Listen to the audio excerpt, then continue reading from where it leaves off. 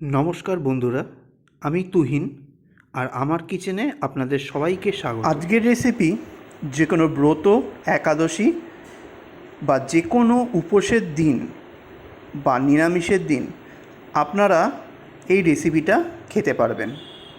সেটা হলো ডালিয়ার পোলাও। এখানে আমি দেখিয়ে দেবো একদম পারফেক্ট ঝরঝরে কীভাবে ডালিয়ার পোলাও বানাতে হয়, তার জলের মেজারমেন্ট সহ কি কি মশলা দিলে পারফেক্ট ডালিয়ার পোলাও খেতে অনবদ্য হবে, সব কিছু আপনাদের সামনে তুলে ধরব। একটু ধৈর্য সহকারে দেখবেন। ডালিয়া একটুখানি পিচ্ছিল টাইপের হয় ধোয়ার পর, কিন্তু সেই ডালিয়াকে কিভাবে ঝরঝরে বানাতে হয় সেটাও একটা বড় প্রবলেম। কিন্তু এখানে আমি যেভাবে দেখাবো এক ফোঁটা প্রবলেম হবে না। যে কোনো নিরামিষ দিনে বা উপবাসের দিনে বা ব্রেকফাস্টে যে কোনো সময় খেতে পারবেন। চলুন দেখিয়ে দিই কীভাবে আমি ডালিয়ার পোলাওটা বানাই। ডালিয়ার পোলাও বানানোর জন্য কিছু সবজি নিয়েছি কিছু লম্বা লম্বা করে কেটে নেওয়া ক্যাপসিকাম, নিয়েছি কিছু ছোট করে কেটে নেওয়া গাজর, দিয়েছি কিছু ফুলকপি আর কিছু কুচনো বিনস। এই চারটে সবজি আমি পরিমাণ বুঝে দিয়েছি। কতটা ডালিয়া বানাবেন সেই অনুযায়ী কিন্তু সবজির পরিমাণ বাড়াবেন বা কমাবেন। আর সব সবজি সুন্দরভাবে ধুয়ে নেওয়া। এইবার যেটা করতে হবে, প্রথমে একটা প্যান বসিয়ে নেব। লো ফ্লেমে প্যানটাকে ভালো করে গরম করে নেওয়ার পর এর মধ্যে দিয়ে দেবো 1.5 কাপ ডালিয়া। 1.5 কাপ ডালিয়া দেওয়ার পর এই ডালিয়াটাকে প্রথমে ড্রাই রোস্ট করে নিতে হবে। দেখবেন একটা হোয়াইট কালারের ডালিয়া, মানে হালকা ইয়েলো কালারের ডালিয়াটা একটু যখন বেশ ভাজা ভাজা করলে একটু কালার চেঞ্জ হবে আর গন্ধ বেরোবে, বুঝবেন ভালো করে রোস্ট করা হয়ে গেছে। এবার ভালো করে রোস্ট করে নেওয়ার পর দেখুন কালারটা অনেকটা চেঞ্জ হয়ে গেছে। এইবার দিয়ে দেবো এর মধ্যে জল পরিমাণ মতো। ভালো করে ধুয়ে নিতে হবে, কারণ ডালিয়ার মধ্যে প্রচুর নোংরা থাকে। যতই প্যাকেট সিস্টেমে ডালিয়া থাকুক না কেন, নোংরা থাকবেই। যে কোনো শস্যদানা খাওয়ার আগে ভালো করে তাই ধুয়ে নেবেন। দেখুন আমি 2 থেকে 3 বার মতো জল বদলে বদলে ডালিয়াটা ভালো করে ধুয়ে নিয়েছি এবং ছেঁকে নিয়েছি। এইবার নেক্সট স্টেপে যাওয়া যাক। এইবার পোলাওটা বানানোর জন্য প্রথমে একখানা সসপ্যান বসিয়ে দিয়েছি। সসপ্যানটাকে মিডিয়াম ফ্লেমে ভালো করে গরম করে নিতে হবে। প্যানটা ভালো করে গরম হয়ে গেলে প্রথমেই দিয়ে দেবো পরিমাণ মতো সাদা তেল। সাদা তেলটা দিয়ে ভালো করে গরম হয়ে গেলে দিয়ে দেবো পরিমাণ মতো কাজু বাদাম। যতটা ডালিয়া বানাচ্ছেন সেই অনুযায়ী কাজু বাদাম নেবেন। তারপরে দিয়ে দেবো কিছু কিশমিশ।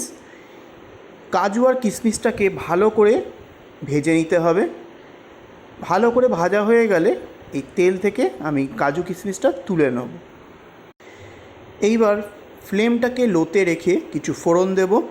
তার মধ্যে প্রথমে দিয়ে দেবো 2টো তেজপাতা একটু কেটে নিয়ে তেলের মধ্যে দিয়ে দিলাম। দিয়ে দেবো 4টে গোটা শুকনো লঙ্কা। তেজপাতা আর শুকনো লঙ্কাটাকে লো ফ্লেমে হালকা একটুখানি নাড়াচাড়া করে নিয়ে এর মধ্যে দিতে হবে 5-6টা লবঙ্গ দিয়ে দেবো। দিয়ে দেবো 5-6টা গোটা এলাচ। দিয়ে দেবো 2-3 টুকরো দারচিনি।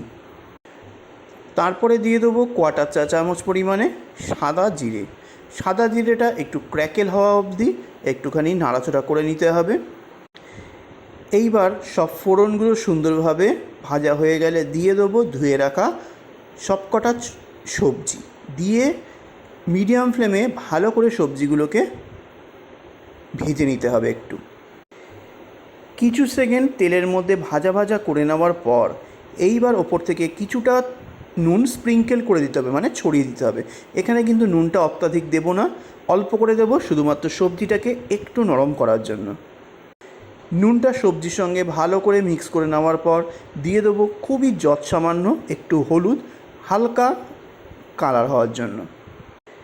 আর সঙ্গে দিয়ে দেবো খুবই সামান্য পরিমাণে একটু রেড চিলি পাউডার, মানে জাস্ট অল্প অল্প করে দিলেই হবে। তারপরে ভালো করে সবজিটা সব কিছুর সঙ্গে একটু ভাজতে হবে। সব মশলার সাথে সবজিটাকে 1 থেকে 1.5 মিনিট একটুখানি মিডিয়াম ফ্লেমে ফ্রাই করে নিয়ে দিয়ে দেবো হাফ চা চামচ আদা বাটা। দিয়ে এই আদা বাটার সঙ্গে সব সবজিকে আবারও ভালো করে ফ্রাই করতে হবে। সব মশলার সাথে সবজি ফ্রাই করে নেওয়ার পর এর মধ্যে দিয়ে দেবো হাফ চা চামচ ধনে গুঁড়ো, দিয়ে দেবো হাফ চা চামচ জিরে গুঁড়ো।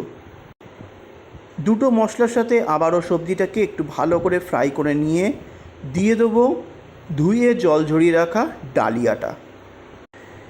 এইবার ডালিয়াটা দেওয়ার পর সবজির সাথে ডালিয়াটাকে ভালো করে ভাজতে হবে যতক্ষণ না পর্যন্ত ঝরঝরে হয়। যখনই দেখবেন হালকা চিরচির বা চটচট করে আওয়াজ হচ্ছে তখন বুঝবেন ডালিয়াটা ভালো করে ভাজা হয়ে গেছে।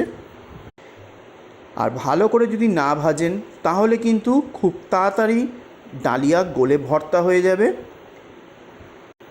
এইবারে এখানে অ্যাড করে দেবো জল। নিয়েছিলাম 1.5 কাপ পরিমাণে ডালিয়া, দিয়ে দেবো এখানে 3 কাপ পরিমাণে জল। 3 কাপ কেন দিচ্ছি, এখানে সবজিটাও কিন্তু সুসিদ্ধ করতে হবে, তার জন্য 3 কাপ দিচ্ছি। আর যদি সবজি ছাড়া ডালিয়ার পোলাও করেন শুধু কাজু কিশমিশ দিয়ে তাহলে কিন্তু 2 কাপের থেকে সামান্য 1 কর বেশি নিলেই ডালিয়া সুসিদ্ধ হয়ে যাবে। কিন্তু এখানে সবজিটাও কিন্তু সুসিদ্ধ করতে হবে, তার জন্য কিন্তু জলের পরিমাপটা ঠিক রাখতে হবে। জলটা দেওয়ার পর ভালো করে আমি মিক্স করে দেবো একটু হালকা হাতে। এইবার ওপর থেকে ছড়িয়ে দেবো পরিমাণ মতো চিনির গুঁড়ো। নিরামিষ দিনে এই রকম ডালিয়ার পোলাও বা যে কোনো পোলাওতে একটু মিষ্টত্ব না হলে খেতে ভালো লাগে না। চিনির গুঁড়োটা মিশিয়ে দেওয়ার পর আবারও একবার একটুখানি নাড়িয়ে দিতে হবে যাতে পুরো চিনিটা মিক্সড হয়ে যায়। এইবার ফ্লেমটাকে হাইতে করে দিয়ে বলক আসা অবধি ফুটতে দিতে হবে। যখনই দেখবেন হালকা বলক এসে যাচ্ছে তখন চিড়ে নেওয়া 2টো কাঁচা লঙ্কা এর মধ্যে দিয়ে দেবেন ফ্লেভার প্লাস একটুখানি মেখে খাওয়ার জন্য। এইবার যখন দেখবেন বলক এসে গেছে তখন ফ্লেমটাকে লোতে দিয়ে একটা ঢাকনা চাপা দিয়ে 10 মিনিটের জন্য এইভাবেই রেখে দিতে হবে। 10 মিনিটের মধ্যে কিন্তু একবারও উঠিয়ে নাড়াচাড়া করা যাবে না। ঠিক 10 মিনিট পর আমি ঢাকনাটা খুলে নিলাম, দেখুন 1 ফোঁটাও কিন্তু জল নেই। এইবার স্প্যাচুলার সাহায্যে নিচের ডালিয়া ওপরের দিকে আর ওপরের ডালিয়া নিচের দিকে একটু নাড়াচাড়া হালকা হাতে করে দিতে হবে। এইবার দিয়ে দিতে হবে ভেজে রাখা কাজু আর কিশমিশটা। টেস্ট করে দেখে ওপর থেকে দিয়ে দিবেন পরিমাণ মতো নুন মিষ্টি, এখানে আমার নুনটা লাগতো তাই নুনটা দিয়ে দিলাম।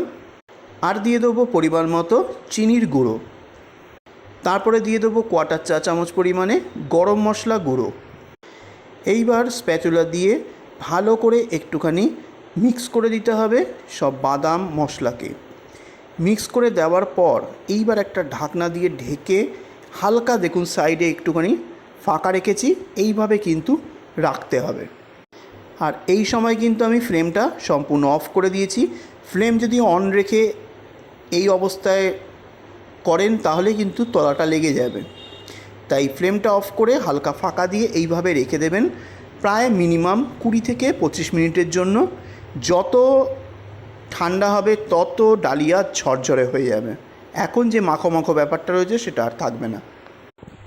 ঠিক 30 মিনিট পর আমি ঢাকনাটা খুলে নিলাম, দেখুন ডালিয়াটা কিন্তু অনেকটাই ঝরঝরে হয়ে গেছে। এইবার ওপর থেকে দিয়ে দেবো একটু বাটার কিউব। এই ডালিয়ার পোলাওতে একটু বাটার কিউব দিলে দারুণ টেস্ট হয়। ঘিয়ের জায়গায় আমরা সবসময় এখানে একটু বাটারটা ব্যবহার করি, ফ্লেভারটা দারুণ আসে।